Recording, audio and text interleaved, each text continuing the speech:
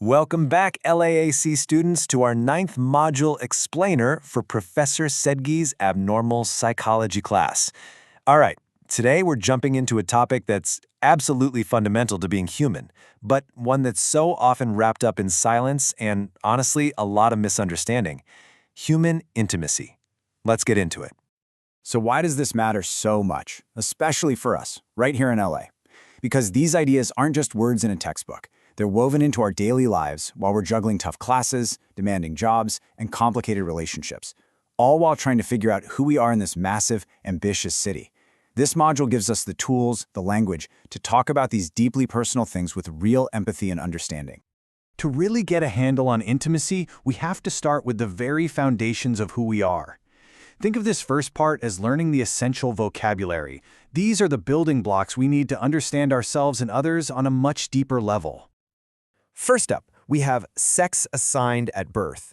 This is pretty straightforward, right? It's a biological classification. It's the label that's assigned based on a person's anatomy and genetics when they're born.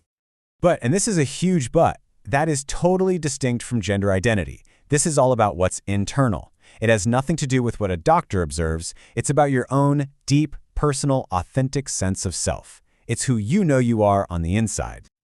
So this slide lays it out perfectly. On the one hand, you have sex assigned at birth. That's biological, external. On the other hand, you have gender identity, which is internal and deeply personal. They might match up or they might not. And the most important thing to take away here is that both of those experiences are completely valid. And to round out this core trio of concepts, we have sexual orientation. This is all about who we're attracted to, whether that's romantically or sexually. And again, this is another key part of someone's identity, and it's totally separate from both sex assigned at birth and gender identity.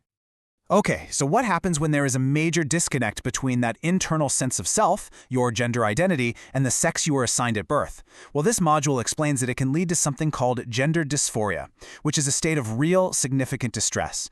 And the whole goal of therapy today isn't to change who the person is, but to support and affirm their true, authentic identity. All right, so with that foundation in place, now we can get into our actual lived experiences. Because being intimate and vulnerable also means we can face challenges. And this module makes a really crucial point.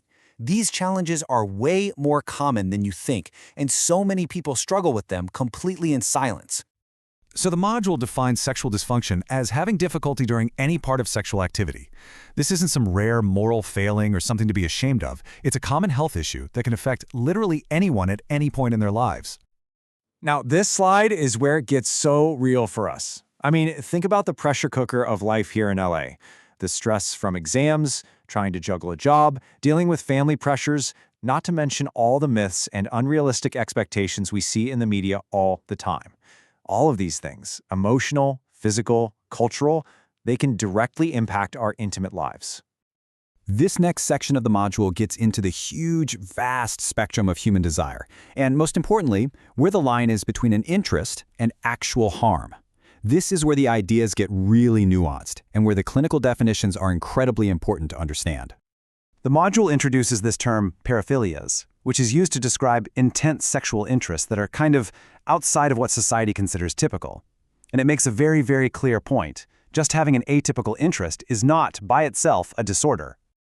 And this slide right here illustrates the single most important clinical distinction in this whole section. An interest, a paraphilia, only becomes a paraphilic disorder when one of two things is happening. Either it's causing the person significant distress, or it involves harm, or the risk of harm, to someone who is not consenting. Consent and distress. Those are the absolute key factors. And this fact from the module, wow, it is so important because it just highlights this massive barrier to people getting well. Stigma, the shame that's tied to these conditions so often stops people from ever seeking the help they need. And that's exactly why, for us as future clinicians, having a compassionate, non-judgmental understanding is the absolute first step. So, with all these complexities, all these challenges, where do we go from here?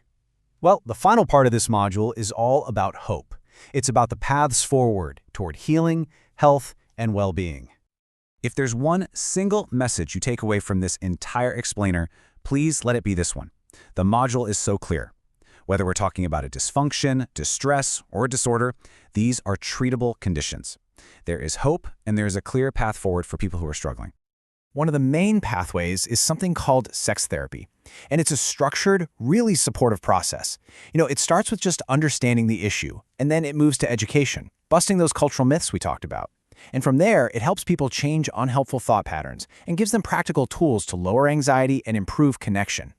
And it's not just talk therapy, right? The module shows us there are a whole bunch of other tools in the clinical toolkit. This can be anything from medication and lifestyle changes for dysfunctions to more intensive therapies like CBT that really help people manage harmful impulses so they can live healthier lives. And that pretty much brings us toward the end of this module. I just have to say, you have all done such an incredible job working your way through this complex and deeply personal material. We are so close to the finish line of the course, and I just want to commend you for staying so engaged with these important topics. So I'll leave you with this question to think about. How does having this framework, this new language and understanding of identity, desire, and well-being change how you see not only your future clients, but also just the people you interact with every single day here in this city? Thanks so much for listening, and I will see you for the next module.